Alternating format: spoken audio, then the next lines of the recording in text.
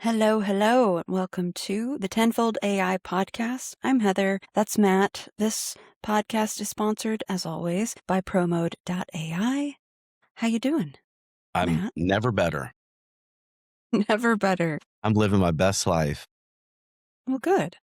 Yeah. Got a heart healthy smoothie. Mm.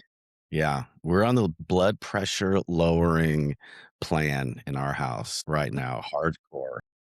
You have high blood pressure? What do you think? I always have low blood pressure. Really? Mm-hmm. I'm a weirdo. Yeah. Mine is not, but it's going down. It's going down. I've replaced my electrolytes with a nice like fruit infused water situation. That that did wonders. Because the electrolytes have salt in it, Yeah. and the salt is raising your blood pressure. Uh-huh. Yeah, we did a Yeah. little calculation on how much I was drinking in electrolytes in a given day. Cut it all Mm-hmm. out.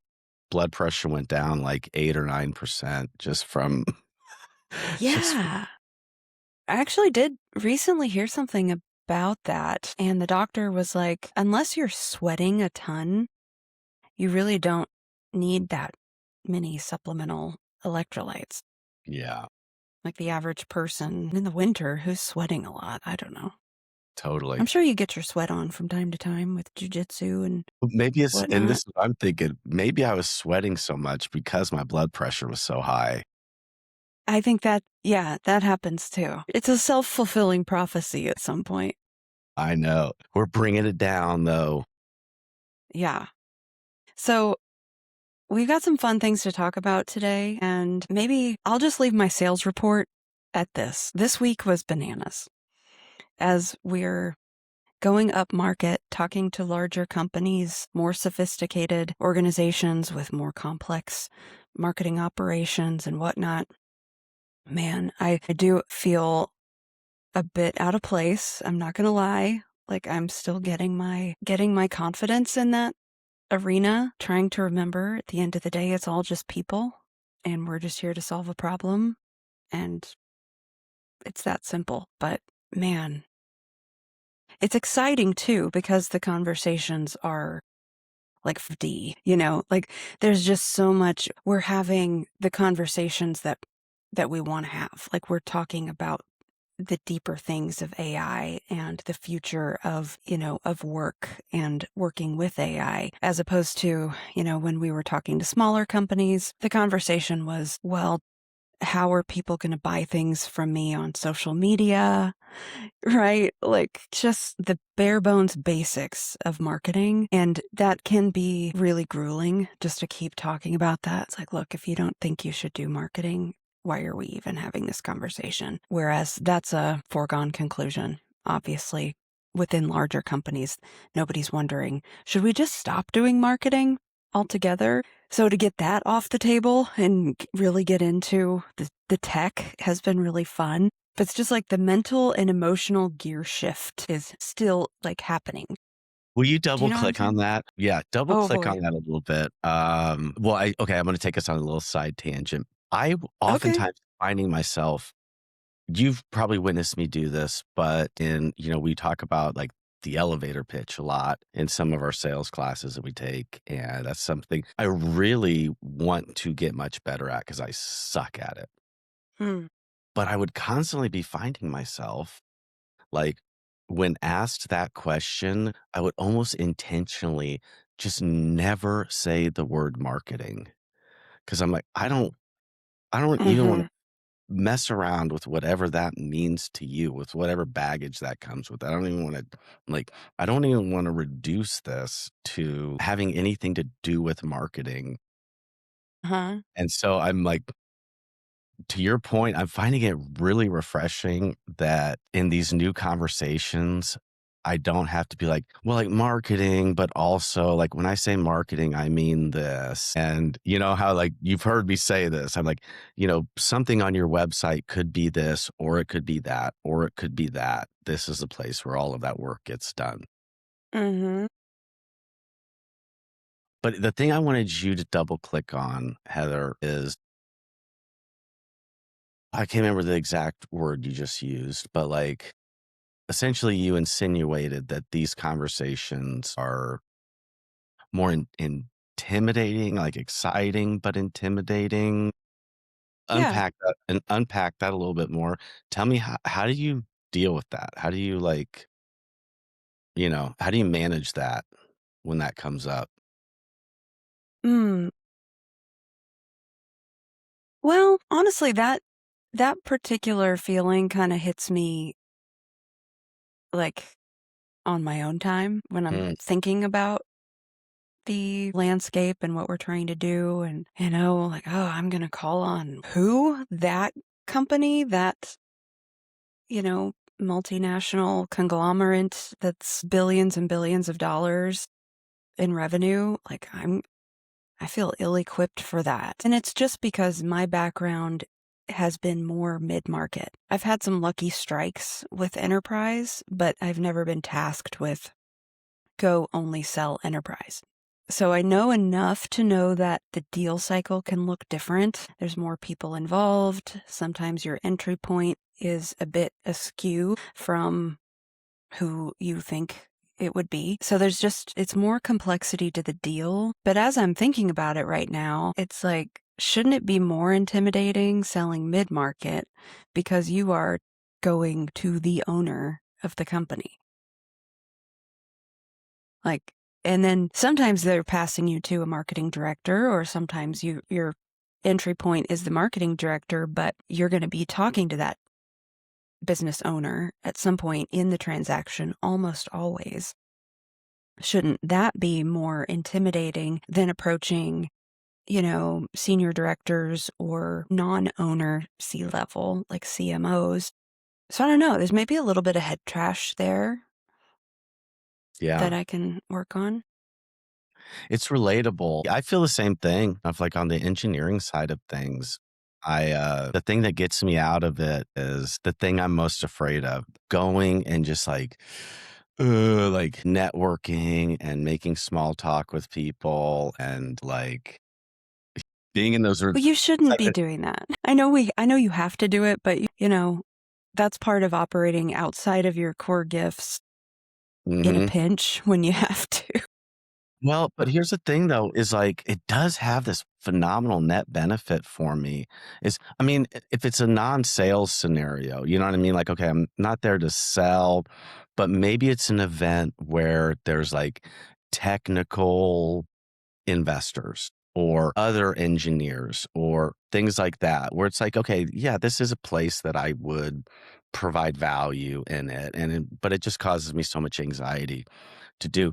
But every time I do it and I start like talking to people or building things in real time at an event, I'm like, our engineering thesis is so strong. I mean, it is like just the entire thesis of it all is Yeah. just heads and tails above anything that I've seen. Just the core essence from first principles, like, the idea of maximum ROI for AI pilots would come from a multi-agent deterministic one-shot system. It's like how much Mhm. work gets done per click is the Right. basic thesis, you know what I mean? And then just to realize thinking that there's all of these big players out there thinking the same thing and doing the same thing, and then you get in the same room with them and you're like, "Wait, y'all are just building chatbots? Like, this is what we're doing here? Like, Yeah, what?" everybody's just building chatbots. Like, wha why is this so intimidating? Why do I feel this intimidation to demo at an enterprise when it's like, okay, all you've Yeah, experienced up until this point is somebody who brought Chipotle in here and showed you a chatbot. yeah. Like, yeah, we Ooh, fucking belong here. it's so true, but I almost wanna go woo-woo with this a little bit, because in the room, let's say you and I are in an enterprise conference room doing a demo for a team that's a mix of marketers and IT people, and you and I are shaking in our boots, and the nervous system is on fire and, a little bit of freaking out. just because of the gravity of what we're doing. Like, it's just kind of scary. But on their side, there's a lot of ego, and I don't mean that negatively, but there's a lot of ego and like self-preservation instincts, not just because of the whole AI is going to take our job fear, but just they know that they don't know the end of this tech. Like, everyone in the room knows, these two jokers from Pro Mode could just easily pull the wool over our eyes because we don't have a strong grasp of the tech. So there's a lot of like shields and swords up in the room, and it's like, how do you diffuse that? In that moment, hey, does that start with vulnerability on our parts? Like, hey, look, here's the situation. We've created a cool piece of tech. You guys know infinitely more about your business than we ever will, but we have something cool to show you. We're not here to tell you how to do your jobs, how to be marketers, what your next strategy should be. We're just here to show you what we built, and maybe you have some ideas of how you could use it. Like, just to, you know, diffuse the room, like Yes. neutral territory, equal business stature. Like, you guys don't know shit about what we built, and we don't know shit about this company. Neither of those things matter right now. We're gonna dive in. This is it. I mean, let's stick on the What do woo-woo you think of situation. that? Well, I think a big part of it is that, it is the belief that you should be in the room. Like the rooms where that can occur it's not every room that can occur. You feel me? If you're in a room where somebody's own self-worth and value is built around the time that they spend doing certain activities, like that's not the right room to be in because they're going to be super defensive. So if we're in a room full of people who are getting paid, let's say $50 an hour to like format things inside of WordPress, they're going to have, you know what I mean? They're going to have, we've had these conversations so many times where there's like just these insane cyclical arguments about things that Yeah. are totally solvable. Mm. So it's like, we can't have equal business stature in those rooms because it just is like the swords and shields, as you said, are up too much. But then to be in a place where we can say, yeah, we don't know anything about what you do, but we do know that if you show us what you do, this can be built into like a very sophisticated orchestration Mm-hmm. of work being done. You know what I mean? Of just maximal work per click can be done. And we're pretty confident that if you can just show us all of the examples of the things that you do repeatedly, we can make this come out perfect every single time. Yeah. Like that is just a statement of fact. And Mm-hmm. Yeah. I think one of the exciting things about, moving into the enterprise space is I don't think I'm concerned at all with running into the scenario of the prospect conflating tactics with strategy. So in the mid-market, what we found over and over and over again was that there were these sacred cows inside of companies, and the sacred cows were their processes of content creation. Like, mhm, as it relates to Promote, they had other sacred cows too, I'm sure. But in the marketing team, they were very precious about the order of events for content creation, and they thought that that was their strategy. Like, our strategy is we create a blog first, and then from that blog, we atomize it into social and email. Like they had their little process for content that was just the way it was for them. And this is our marketing strategy. We're going to create one blog a month, and it's like, that's not a strategy. That's tactics. And within enterprise companies, they know that because they have strategists, like proper strategists, CMOs, and people who do a ton of research to develop these strategies, usually have agency resources as well. And so the tactics are seen as that. That's workflow, that's tactics. And so they look for automation, for technology to lift that.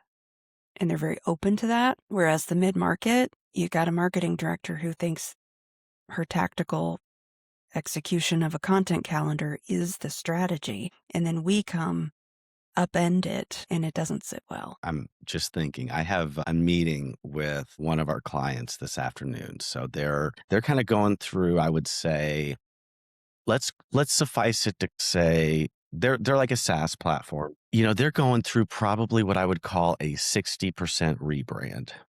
They kind of did a huge go-to-market push, and it's obvious that they were landing on some messaging with their sales team, and they're really good. There's this company, I really want to see them succeed because just the way that they're doing it, they're operationally, they are pursuing excellence just relentlessly.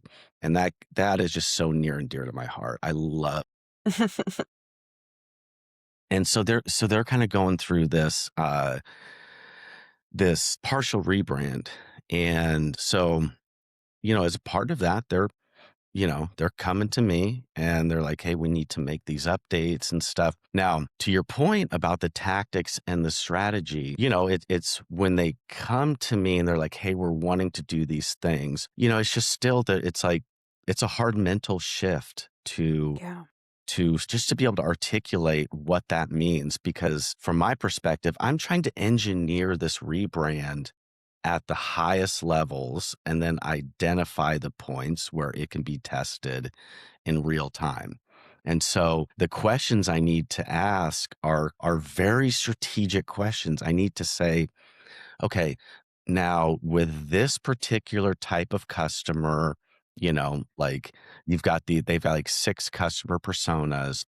And so they come to me and they say, well, we want to change the way that things sound in this particular social post. I don't like the way that this LinkedIn post is worded. I wish it were worded like this. And then I'm having to go to them and say, all right, so these customers, this is your audience for this social post. Let's pretend that social post doesn't exist. Let's come back up here. Let's look at this audience and say, are these pain points? Is this the language that they speak? Which of these pain points do we need to change? And then how do we modulate your platform for this particular audience? Okay, let's just do a little test. And I have to give so many props to these companies that don't have a sophisticated org chart, because you've got the tactician is also the strategist. And so Mm-hmm. when I see these tacticians being patient enough to take a breath, elevate the thought process, what are the data sets that we're using that turn into this LinkedIn post? Let's take the time to create a sustainable messaging system for everything that we do. It's just the ability to take a breath and be like, fuck, I wanted to get this content calendar out this week. I don't like this LinkedIn post. And I have to then be the one to say, like, okay, I get it. You can make a million LinkedIn posts, delete the ones you don't like. These are just totally disposable. Just take your mind off the post. Mm-hmm. People up here. Let's talk about the humans that you're talking to. And the Mm-hmm. ones that are like, okay, you're right. Let's go ahead and take the long-term approach. Just it is so cool. And the Yeah. cool thing about it is I know that these people are going to be successful as fuck. Mm. AI is the forcing function of me telling them, hey, you got to think about this up here. You can't perseverate on the web page that came out. Just there's a reason that it came out that way. And let's talk holistically. Let's talk strategically why the web page looks this way. And then we're going to make these adjustments. But those are the people that in the next 20 years will be the ones that are like the CMOs of all major Yeah. enterprise. No, she's I know the client you're talking about, and that marketing director is definitely more than meets the eye. She's very She's sharp. Punching way above her weight. Yeah. Yeah, she's very, very sharp. She catches on to these things. Maybe I'm a pessimist. I don't think that that's just everywhere. I don't think the average run of the mill mid-market, maybe because they're a SaaS, they hired a little more carefully for that marketing role, because my experience has been lots and lots of mid-market marketing directors are hired with a job description that looks very marketing. We want you to maybe manage an agency partner. We want you to develop strategy, like very director things. But at the end of the day, what they end up spending most of their time on is just doing stuff for the sales team. Mhm. Like, oh, you need to go help stand up the CRM. Okay, well, that's completely outside of my role, but here I go. Or create a flyer for the event, or manage the event that we're having. Like more business development, sales enablement stuff than marketing director stuff. So it So, becomes you're right, it becomes a crapshoot. Again, back to what I was saying earlier about we have to be pitching in the right rooms. You know yeah, what I mean? And so, like, to be pitching in a room of those people and just like fingers crossed that there are some accidental phenomenal hires in here that will get what's going on. It's like, all right, we can't build a scalable, predictable business off of those happy accidents right. because, yeah, there are organizations out there where there are people that are paid handsomely to only think about these things up here. Like Mhm. what is the data that we have that influences this email campaign? And we think Mhm. very intensely about that. We spend a lot of money to get that right. Like that's built Yeah. into certain organizations. Yeah, there's so much of this like mindset training kind of that we're doing with clients. Because if you think about it, like let's say you've been outsourcing your content forever. You've got an agency, maybe they're offshore, low cost solution. You're used to editing every single piece of content that they send back. And you never even would think, "Oh, I need to call this agency and really explain why this content isn't perfect right now." Maybe a little if it's more than, let's say, like 20 degrees off of perfect. You might have a call with that agency. "Hey, you don't understand what we're doing here at all. Let me explain this to you." But at a certain point, you're going to stop doing that because you realize it's never going to be perfect coming from that agency. Like they are just never going to understand your business the way that you do. So you accept this level of imperfection, knowing that you'll go in and edit each and every piece of content. Because if you told that agency, they would just forget, or the person you're dealing with moves and you've got a new person that you're talking to and you have to retrain them on your business. So you're like, fuck it. I'm just going to edit everything after the fact. And then we put them in pro mode and it's like, no, you get to train this AI and it will never forget. So it's like your time spent making these modifications to your database are going to pay in dividends on the time savings on that approval cycle side. But I think it takes a few months for them to really get that. Like, okay, the juice is going to be worth the squeeze if I take the time to make sure that my input data is accurate. Yes, absolutely. Absolutely. And the do we have a relationship with the owner of the company, the client that we're talking about? A little bit. He owns Okay. another company that we've been trying to approach as well. I might just reach out to him. I know that, like, I always appreciated it if somebody would reach out to me, like, related to an employee of mine and be like, "Yo, this person is a rock star." I think that's, like, Yeah, well deserved. beautiful. And you know what the unfortunate thing unfortunate or unfortunate, it is what it is, who knows? It's early days, but, like, the thing like, her willingness to dive into this in the way that she has, dude, this, like the owner of this company has no idea what is being built, and the robustness of her efforts in just like details, details, details. We want this. It's got to be like this. We've got to, she's even got these really cool calculations that she wants to see in the back end output. And I'm like, I can't believe that you want to do this and you're thinking this way. And yes, all of these things are possible. It is remarkable. It is remarkable. Like one of the things that we're working on right now is the ability to take, because they have sales calls, account manager calls with all of their clients. So they have all of this data of these use cases, and their big thing is like ROI for their clients and stuff related to their labor. I mean, like give away the company. Mhm. But anyway, like they like what they do, as I've been learning more about it. I mean, it really does return substantial profit back to their clients. And so they're realizing this and they're like, we need to lead with this. We have all of these stories of this client of ours, like per employee returning like K to CK a year in net profit to the business per Wow. employee. I mean, it's like very remarkable.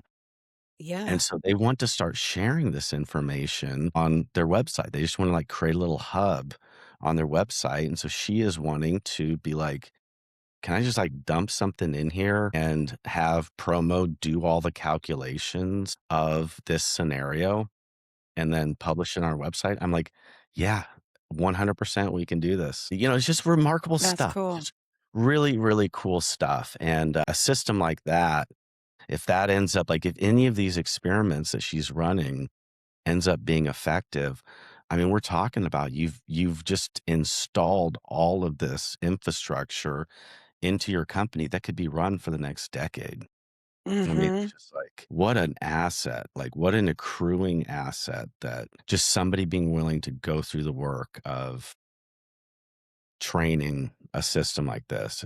Yeah. Makes me so Yeah, excited. totally. And they used another AI marketing platform. I don't remember the name of it. I don't remember what it was called. It was one that was probably a few steps ahead growth wise from us, but it wasn't like a Salesforce product or a HubSpot thing, or it was a standalone platform. And they used it for a few months, and that was super validating when they came back and they're like, this thing's garbage. They could speak to what they preferred about Pro Mode compared to that platform, and that was the first time that that's happened. I'm very excited for more of that to Hmm. happen. Maybe Hmm. especially as we, talk to people in larger markets. Yeah, that was probably the first time that I was like, "Oh yeah, we have a fucking moat." Hmm. Yeah. Yes. Yeah. Exactly. Exactly. All right. Let's Cool. do a little crystal ball. I want to do a little like culture, politics, crystal ball thing. I've got a very close friend of mine. He's an engineer and he works on data centers. He's a like senior VP of a very, very large company. And he has probably touched all of the largest, most expensive, like has walked inside, planned, like very, very involved with the construction of data centers for the last 15 years and Mm. works with the largest companies in the world, building the largest data centers in the world. Like he is cream of the crop in this regard. So I always talk to him about like, hey, talk to me about what's going on your end of the stick. What are you noticing? And he sent me this meme recently. I didn't realize this was going on. So this is kind of getting into some culture and politics, which I find to be fun related to AI, but it's Yeah. related to data centers. So apparently there has been a lot of data center project cancellations going on recently, just since the beginning of the year. I had no idea. So if we look at this chart, so this is kind of meme-ish here. See if I can make it bigger. So when you see like data center project cancellations and postponements over time, so you're going from like June 2025, you've got 1, 2, 1, 6, 1, 4, 16, 25. So like obviously these project cancellations. Now, this isn't, and I talked to him about this isn't for the lack of need of data centers. I was Right. always under the assumption, I think we've talked about this on a past episode. I was always under the assumption that all of this data center build out was for a future projected use. Cause I mean, just the pace of it is just astronomical right now. And he's telling me, absolutely no. The minute we finish a data center, it is at full capacity almost instantly. Most of this construction is catch up. Hmm. Like there is very little future infrastructure going on. This is basically all catch up. Uh, this is interesting. So this isn't mainly about sudden drop in AI demand or tech companies losing interest. It's like a grassroots backlash against the real world impacts of these massive facilities in residential, rural, and suburban areas. Um, for a long time, I've wondered what is going to be the thing that causes the AI bubble to burst. And I've always felt that it would be the impact on individual citizens' utility costs and the lack of ROI and benefit that they experience from like quote unquote AI as we know it, which to your average resident of your average city where there's a data center being built in their backyard, that means chat GPT to them. It means Gem. Hmm. It means getting a banana bread recipe. This is what Yeah. AI means to them. And their utility costs are going up. There's these Yeah. things being built in their backyard. There's this like hate for the billionaires, the tech oligarch, Exactly. like the price of things, inflation is out of control. Hmm. And they're like, well, I just have this chat that's like not that great and I get banana bread recipes. I don't know that that's worth my utility bills going up, right? Right. Yeah. To make Elon Musk a little richer, or Peter Thiel, or like whoever they think is capitalizing on that. Yeah, exactly. Exactly. They're like, I don't see the ROI because like the entire US economy right now is leveraged towards this technology, towards the infrastructure for this technology. I mean, the Mag 7 is basically holding our entire economy together with twine. And What's Mag 7? I don't know that. Mag 7 is the Magnificent Seven. Oh, I see it. Okay. Yeah. So it's like there's 7 companies who hold like I an absurd, I mean, I don't even know the exact, but let's just even say that 7 of the publicly traded companies on the S&P and the Nasdaq, um, those 7 companies, let's say hold 50% of the market cap on the Is entire that stock. really? Let's fact check it You right don't now. have to prove it to me. I'm just So unaware of what that. percentage of total market cap are 7? Let's see here. Okay. The Magnificent Seven stocks account for approximately 33.8% of the S&P 500's total market cap. 33%, reaching nearly, okay, so not quite 50%, but so it's 12.5% in 2016. So 7 out of 500 stocks. I mean, that's damn near like 1.3%. 1.3% of the companies in the S&P hold 34% of the entire S&P's value, which is Mhm. crazy. Like that is an insane amount of leverage. We are like Yeah. we are knocking on the door. This is Bear Stearns, this is Wells, this is like the '08 great. I mean, this is how leveraged Mm. we are in this direction. And there's this emerging NIMBY. So NIMBY stands for not in my backyard. Yep. So Flashpoint. so this is, and then this is just a funny like Grok meme. This is what he sent me. He goes, a bunch of cavemen clubbing the first wheel because it might roll over their pet mammoth's water hole. So this is where I've thought the AI bubble will burst, is in this populist uprising against AI, because it represents like billionaires, oligarchs. It's the, in these people's eyes, like, this is Mark Zuckerberg. These are the assholes that gave us, social media and Tinder and all of the things. And Yeah. I'm the one paying for their data centers, and inflation is still affecting me. The price of goods is going up. I can't even buy a home. Interest rates are high.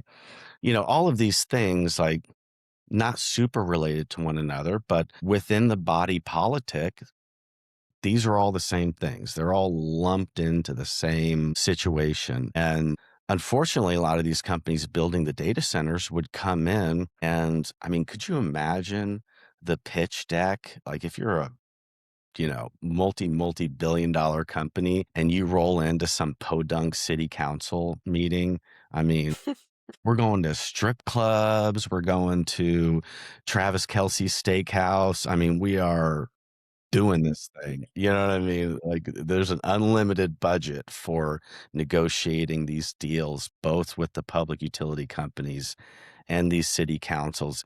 And so, of course, these guys are getting bulldozed. You know what I mean? It's like, Mm-hmm. you're prior to this, the biggest negotiation you've ever done is with the recycling service of one neighborhood. And now all of a Right. sudden, you've got Anthropic is coming in, and they're like, hey, we want to put, $7 billion in your backyard of investment. We think that it will create these jobs. And here, meet this stripper Cinnamon. She really likes you. Cinnamon. Uh, So this is it. I think that this is where the entire thing starts to, the bubble itself will start to crack, is when the infrastructure will start to slow down. So that means the demand for tokens, or like the demand for tokens, will stay the same. The supply will go down. The cost of those tokens will go up. And if you look at the startup ecosystem today in AI, the startup ecosystem, there's no engineering that covers the token costs, right? So in our case, the promo, this is something I've been thinking about for a long time, is like, we cannot tie token costs to our end product. We have to create engineering in between the tokens and what we charge for. And we need to make sure that however we engineer this thing, that value is so far exceeds the token costs, right? And mm, so this kind of goes back to the thing we talk about all the time. The chat experience is bad for the end user. The chat experience is also bad for the startup, because you're essentially saying the value of this company is the value of the tokens. And so you see a lot of mm, companies charging per usage, charging for token banks. What happens now? We've got 25 data center cancellations in this month alone. Prior to that, the biggest month was 16. So now mm, supply of tokens is in January. Like, we are going to see in March, we're going to see the result of this token supply going down, and the token cost is going to go up, and that will tank. So many mm, startups have created a pricing model, or even just created a product around the raw tokens are the value of this thing, as opposed to what are we doing with raw tokens to take. We're going from the cost of 1 million tokens is $1. We are going to create engineering that does something with those million tokens that makes them worth $1,000.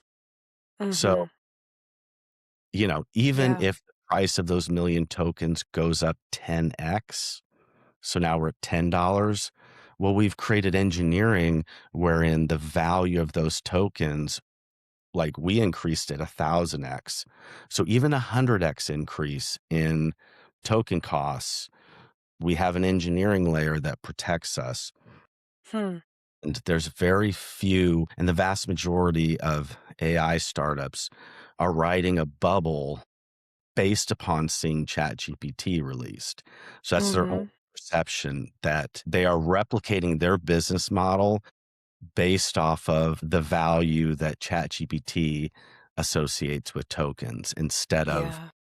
adding an engineering layer that takes the value of a single token and makes it balloon 1,000x. So I think that So this is the interesting. beginning of the end of the bubble. So fascinating. Okay, I have several questions. The graph you showed about the data centers being canceled, the Hmm. construction of the data centers cancellation, where's the graph showing which ones will be built? Like, do you see what I'm saying? Hmm. Has the total number of possible data centers increased so much that you can have a hockey stick of cancellations while also having a hockey stick of construction?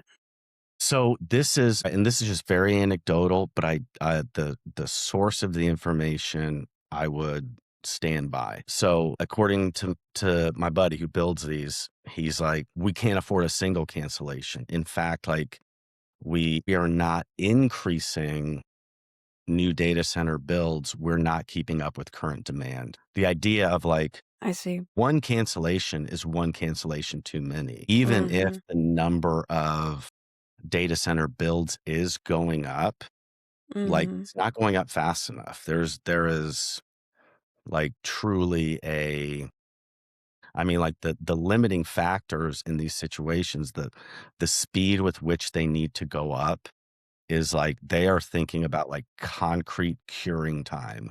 Okay, if we can find a concrete vendor and our concrete costs for this data center goes from $2 million, but if we can actually pay $5 million and somehow find somebody who can formulate a concrete that cures 3 days faster, those 3 days are worth $3 million that this new concrete formulation. This is the level of precision and speed Yeah. which they are thinking about this. So, So, do you think that, we're talking about public sentiment of AI and greasing the palms of city councilmen and utilities companies with cinnamon and whatnot. Do you think that that was kind of Elon Musk's intent with Doge? At the beginning of Trump's administration, second administration, he, wanted to drain the swamp and we're going to clean this all up. And Elon says, great, I got some AI engineers. We're going to analyze all this data. And then guess what? Everybody's getting a check. You get a car and you get a car and you get a car. If that would have worked, if every American got $15,000, something you can feel as sort of a magical AI payout. Hey, we figured out where all the bodies are buried and we cleaned up the economy and stopped the waste, and now everybody gets a check. In that case, public sentiment shifts sizably, yeah. but that did not work. He Yeah, couldn't find the waste that he was looking for, I think. I think in the particular situation with Doge, I think Elon was probably a little bit naive on just how entrenched The red tape. a 250-year-old bureaucracy that has increased in complexity by an order of magnitude every 10 years. And so even though, and this is a guy that's like accustomed to working with intense complexity, getting things done, navigating those things in privately held companies. You know what I mean? It's just an entirely different world where Asking questions and getting answers without needing a warrant. yes, He's exactly, stepping into exactly. CIA shell companies doing God knows what with hundreds of millions of dollars a year each. And they're like, you want what? Yeah, yep, yep. and there's no incentive, like 100% believe that Doge could have found an insane amount of money. But eventually, spending needs to be approved by Congress. So then all of a sudden, you have 535 people who really control the purse strings, but they are not incentivized to find savings. You know what I mean? Like, their only incentive is public opinion. We get into political philosophy at this point, but yeah, this is one of the downsides of democracy is this thing right here is that you're going to have representative voting wherein the representatives are not incentivized to have the long-term interests of the country, you know, in mind. Yeah. So that's just the tragedy of the commons. So interesting how it all fits together. And what do you think, and you don't have to weigh in on this Mhm.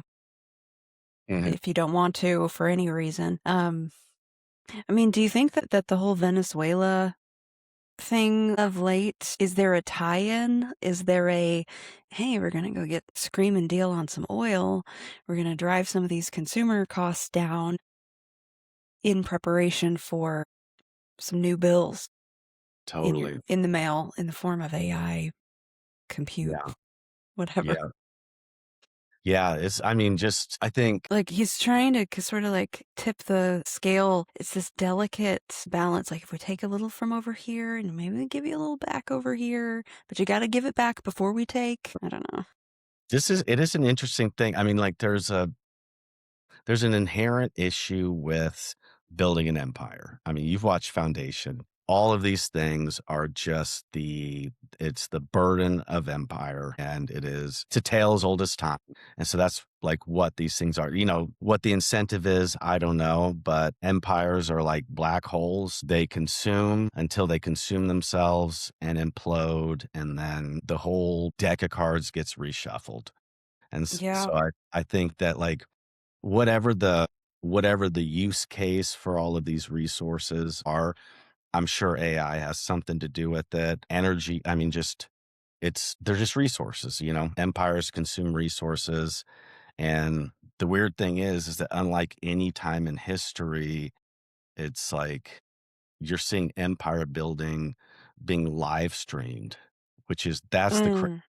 that to me is the craziest part where, you know, Walter Cronkite used to kind of like unknowingly sort of hold water for the empire and be like, there's these communists over here and we got to stop them because they're real mean, you know? And so, Mhm. yeah, They're the stop bad those guys. communists, you know? Mhm. And now it's like, man, this shit's just happening on Twitter right now. And I mean, it is kind of a weird thing for the first time in American history to actually like, nobody's making any bones about it. They're like, "Yo, you're in our hemisphere. You got resources.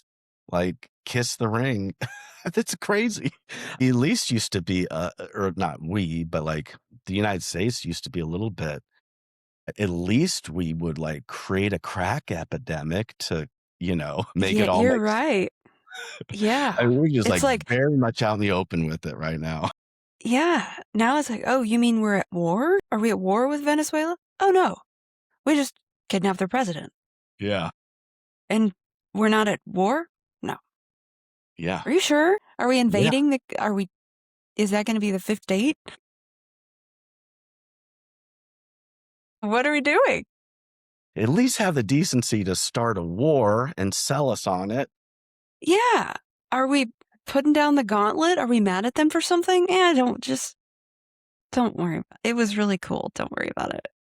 That to me, I think is the craziest part about all of this, is just the extent to which yeah, it's out in the open. I don't know. Yeah. So we go after dictators. So are we gonna kidnap, like, the North Korean guy? No, no, no, because we don't wanna build a cool resort in North Korea. What are you talking about? Yeah, exactly. Like, the cool resort is gonna go in Gaza. We've talked, like, that's where there's, like, a lot of people with money in neighboring countries. It's gonna be badass, and Venezuela could have a, could Disney World Central America. Yeah. If I were to say, if empires are gonna empire, I think you owe it to your feudal system to at least have some culture, I think.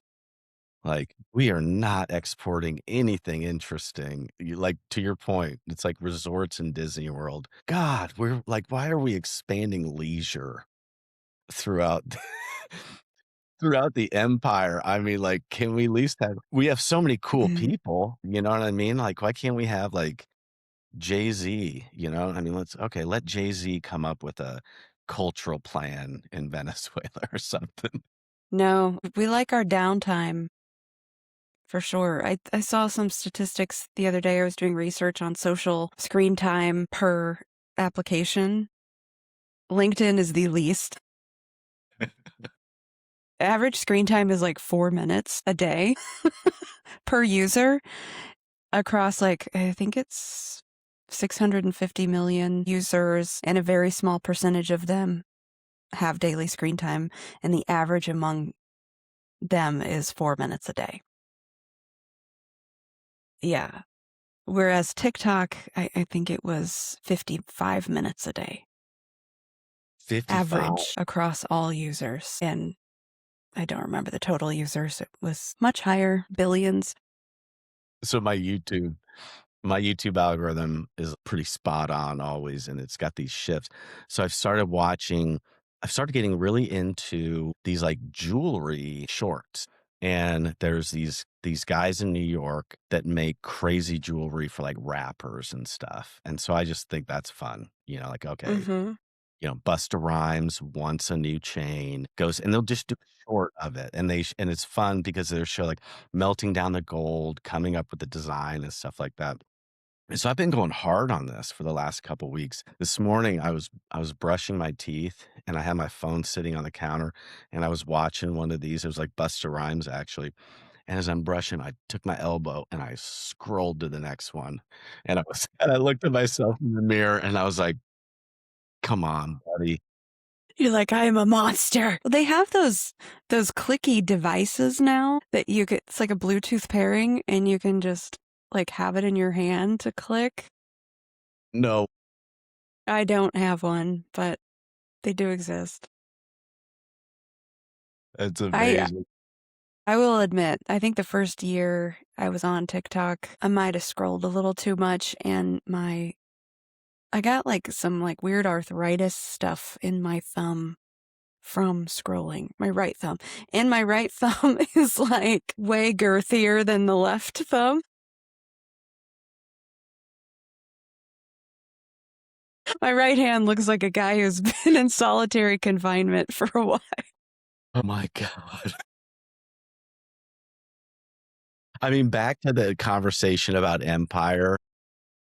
What an opportunity for a pharmaceutical company now. You got you got Yeah, beefy thumb. You right. could like name the condition. Mhm. Yeah, that sounds like an SNL, like, pretend, drug commercial, but it also sounds like a real drug commercial Yes. these Too days, real. Too which real. is terrifying. Okay, that's enough of culture and politics. We rarely delve into Okay. that, but Yeah. Hot topics. that's fun. We could do that more often. Yeah. Um, all right, let's move on to we're gonna move on to the practicum portion of the episode. We talk a lot about chatbots being useful, but also everybody's first reference. First time playing with a large language model was within a chat. That's kind of how we think about AI. When somebody says, I use AI, we know that they're not running machine learning on their monthly household budget.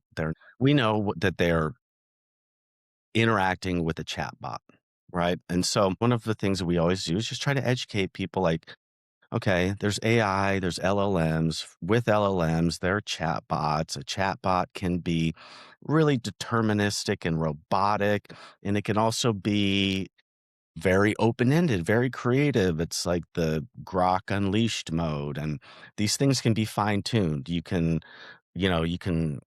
tune ChatGPT to give you relationship advice. You can tune the API to do protein folding and things like that. So these things are everybody's reference is the chatbot. There's inherent limitations to a chatbot. And we talk about this all the time. So we encourage companies to think about where does a chatbot have its place? Where does a different type of system have its place? Where does a different type of AI have its place?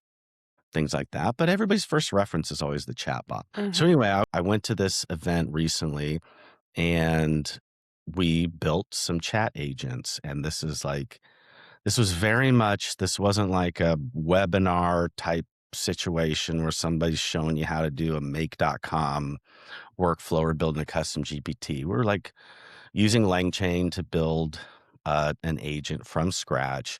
We were giving the agent tools. The agent had access to sample data sets and you could interact with it. So, like, hyper customized chat agent for a particular company.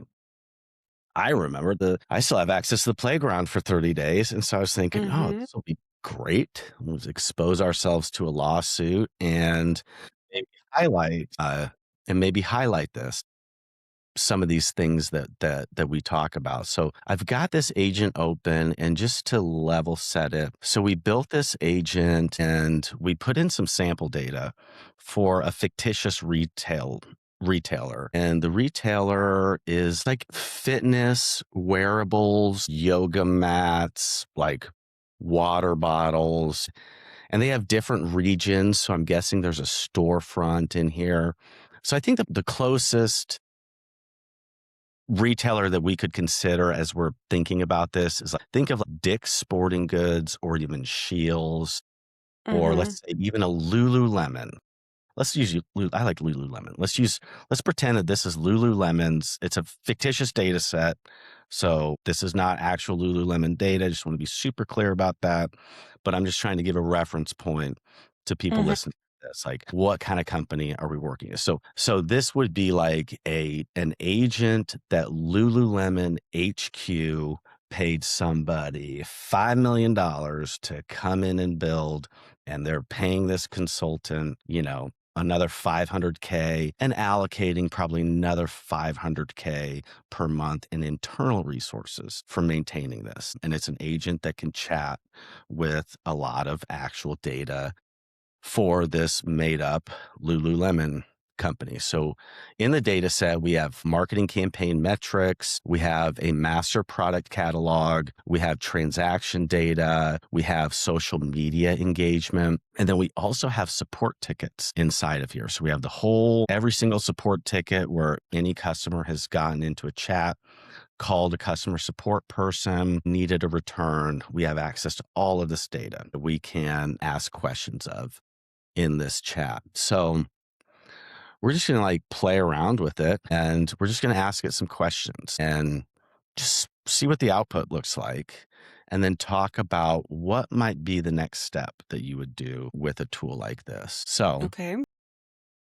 that being said, what should we ask of this agent? And just so everybody knows, I'm actually going to paste the responses into a document because I'm a little bit nervous about showing the interface. Yeah, yeah. Do you want a super pointed question or do you want something a bit general? Let's start off like super general. Okay. Mm.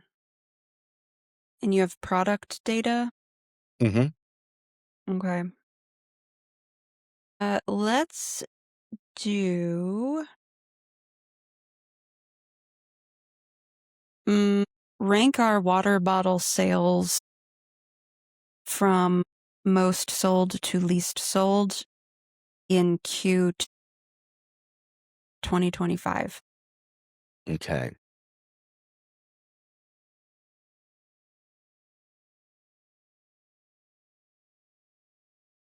Cute. All right. All right. So we got and ranking our water bottle sales. and their profit margins. Okay. And so this is really cool. One thing I do like about this agent, I'll just say, it does show all of its thinking steps. And so it's got a tool that can run machine learning on all of this. And so right now it's actually showing me all of the database queries that it's doing. So normally you would have to have I mean, honestly, it would be somebody like Rob, somebody that works in IT would need to write all of these SQL queries. And as I'm looking at all of these SQL queries going, it's probably 50 lines of queries that it's going through right now. And so like that is, if I'm going to give like a +1 for this particular like agent, it is that it is doing queries on actual data. It's not pulling from like just some open-ended, unclean data set. Okay, here we go. Yeah. Yep, I cannot provide a specific ranking of water bottle sales because available data uses generic product names like fitness item 1. Okay, so it is Okay. we do not have water, but here we do. Let's just pretend that Mm-hmm. we did have a name for accessory item 1. So we've got like number of units and total sales for Q3. So like this is I can trust this data. This is like super accurate. This is like super accurate data because I know this was all queried from an actual database. So Mm-hmm. let's like dive into this a little bit more. Let's try to get some actionable insights here. Okay, this is what I'm going to say. What is the biggest complaint about water bottles from customer support? Let's do what are the maybe 3 biggest complaints? How does that sound?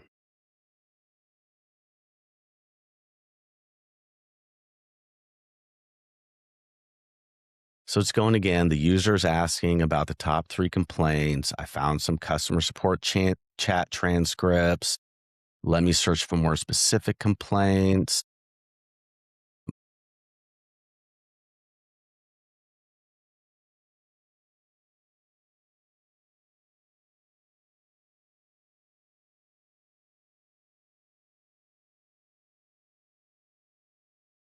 Sweet. All right, now here we go. Here are the complaints. We've got lid sealing problems, not clicking into place properly, visible gaps between the lid and the bottle, water bottles leaking when filled to capacity, rubber gasket misalignment. So, talk about great data for R&D, right? Like Mm-hmm. so we just got something out of here that needs to go into R&D. And we know that like this would be R&D, this would be the launching off point for this R&D department, right? Or let's say they probably don't make their own water bottles. They probably buy from a manufacturer. Mm-hmm. And so let's say maybe then we wanted to know what's the estimated cost of replacing these faulty water bottles annually. Estimate the impact using sales volume and complaint percentage. And does this tool show you, like with the issues with water bottles, does it show you the source data Yes. So for yeah, you that? actually, if you see these numbers in here, each one of these numbers is a citation. So like this number 4 that you see right here, if I hover over it on my chat, I see that it's an actual customer transcript for the Hydra bottle 2-liter. So, I mean, this is, like, really incredible. phenomenal insights. So we have annual water bottle replacement cost analysis. So it's looking at the current period, the revenue for those accessories, the average unit price, estimated volume. And then we see that by analyzing the customer support transcripts, there's these defects requiring replacement. And so it puts the total annual cost of replacing these faulty water bottles at $431,000. So Hmm. 2.5% impact on revenue. So now we have like phenomenal data that could be used downstream. But we Mm-hmm. we know that nothing can be done about, okay, just getting this information is one thing. Now something needs to be done about it. So let's talk Mm-hmm. about how this might work inside of Pro Mode. I'm going to go back to the customer support transcripts and we're going to say, what are the products that customers praise the most and why do they love?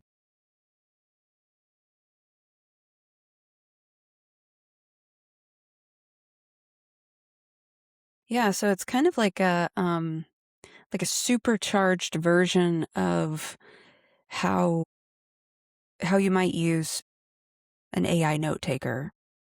So the AI note Yeah. taker's listening into sales, and then you can interact with the back end of that note taker and ask, what are the most frequent questions I'm asked on sales calls?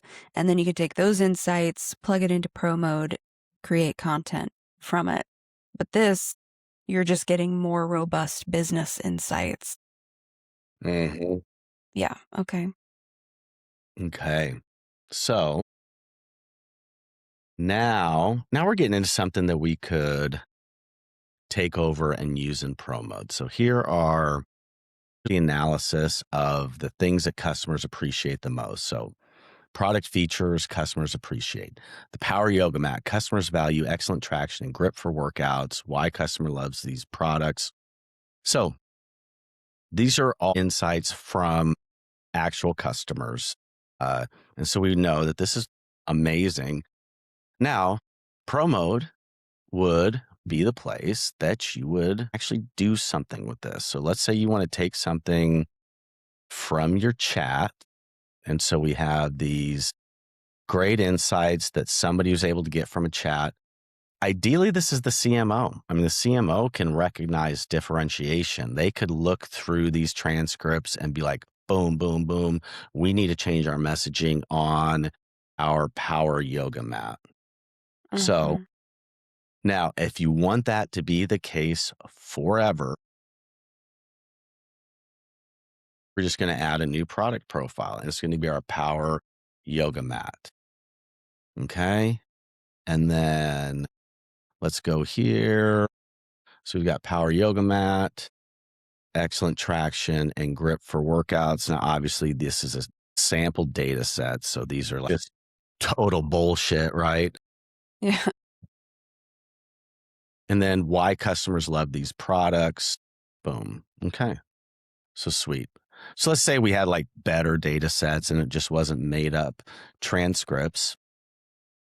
So now I have this product entry that I'm creating inside of Pro Mode with the rich analytics of this just phenomenal chat agent that is looking through millions of lines of actual customers. But no work can be done in that chat agent. Now, all of a sudden, we're taking the insights from a chat agent and turning that into institutional departmental memory. And we Hmm. have that in the form of the Power Yoga Mat. Okay. So we've enriched all of the data that we just got from our chat agent, chatting with all of those customer chat transcripts.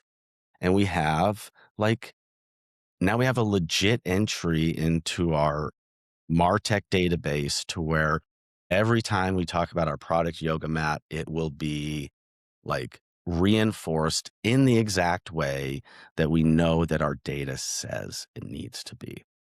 Mm-hmm. And then you know, I can share this with my boss and then boom, okay, hey boss, CMO creates this, sends it to somebody, and then that person's like, looks good, approved. Boom. And then now all of our messaging ongoing is going to be reflective of what the head of that department pulled out of this sophisticated chat agent. Mm-hmm. Previously, asking some nerd in IT to run all of these queries and to get this information into a usable format, you know, whatever that IT person gets paid, it would have taken them an hour to do it, export the reports, send it to the CMO, and then the CMO has a shitload of meetings. But what I really want to highlight is actually that point right there. The request from the CMO to the IT, get into our database, give me this information, send me the report. That total amount of time, the CMO, it took 15 minutes to assemble that request. IT receives it, puts it in their tickets, spends an hour in SQL, sends that back to the CMO. Let's say all told, we've got 1.5 hours of work in that, that whole thing, and an hour and a half of company time right there. That now this chat agent just saved this company an hour and a half of time, which is great. I mean, that's amazing. And in all actuality, a CMO probably was not requesting that report because they didn't even know it was possible back in the day. So now they know it's possible and they can get this rich data. But where is their real ROI in this? By adding this, by taking those insights and putting them here, now we are talking about hundreds of hours. Because in that previous Mm. scenario where those SQL queries would have to be done manually, the reason the CMO never got those reports in the past is because that would initiate 5 hours of meetings with different managers and different team members and different all of this. And then for them to disseminate that to their team members, we are now getting into shifting how we talk about our yoga mat. That little shift, even though it's the right shift and we have the data to support that it's the right shift, that's now 50 to 100 hours of company time. Mm-hmm. So the takeaway here is that one shot is where you're going to make your money. One Yeah. shot is where you have ROI. So like the chatbot, cool. It saves your company an hour. If the output of that chatbot has somewhere to go, that's where the value of AI is, in my Yeah. opinion. And it eclipses it by like a factor of 50 to 1. Yeah. Okay, question for you. Would you predict that a company, if using Pro Mode and something like the chatbot you just demonstrated, if a company's using both of those in tandem or other departmental platforms along with the chatbot, right? So a Pro Mode like platform for HR, for operations, etc. Would you predict that that company would over time spend less on their usage of that chatbot because they're kind of locking those insights into one-shot workflow systems, and maybe that's kind of suppressing the daily use of the chatbot, and by doing that, decreasing your cost over time? Do you think that Yes. would happen, or maybe not? I mean, I don't think that it would happen in the micro scale that you're talking about there. However, what I do think is that in the macro scale of this AI bubble, I would say that the cost to deploy the chatbot that I just showed you is astronomical today because it's the one thing that everybody understands. And so they're saying, you're building me my own chat GPT on my company transcripts. It's so exciting for them. So nobody's ever really thinking about, you probably weren't doing the manual version of these things to begin with. And so it's not like you're, oh, I'm able to do this so much faster. You're kind of doing net new Mhm. things by interacting with this chatbot. But I do think that macro over time, as literacy increases and people realize that AI and LLMs can be used deterministically to run full cycle automations, and that the actual ROI on company time and meetings with those types of applications is like 50 times greater than these chatbots. I think that the cost to deploy those two things, or whatever the market value of those two things, completely gets flipped. I mean, my friend Peter, who's lived in this world, he's like, yo, these guys are looking for like $1.5 million a month engagement to deploy and maintain these chatbots. And I'm like, all you're doing is just saving yourself a few SQL queries here. Like, this is Yeah. nuts. Where does like the throughput, like, where's the throughput ROI on, like, your most junior level employee? Are they gonna Right. be chatting with this? Like, what's going on? So I think that Yeah. that inverts as soon as people realize that there's like, "Yo, these chatbots are awesome, but they're just, like, querying a database for you so that an IT guy doesn't have to do it." And it's great. You're making better, more data-driven insights, but when it comes to meetings saved, email saved, Slack messages saved, there's no comparison. You can't even hold deterministic systems jock with this type of stuff. It doesn't even compare. Yeah. It's like having a genie in a bottle, but you can't make any wishes. Like, you could talk to it. It's like, "Yeah, I'm totally a genie, and I can get your very own genie. Ask me whatever you want." "Okay, can Mhm. you do my taxes?" "Well, I can tell you all about taxes. Let's talk."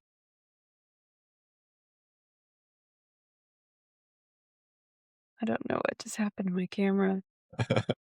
Yeah, but that's the mind-blowing thing about Pro Mode when we show people. It's like, yeah, you don't prompt it. There's no prompting. I mean, you're gonna inform it, and we'll show you how, but you're not prompting, asking for, you're not asking for it to act as a senior copywriter or write a blog or write a Facebook post. You're out of that.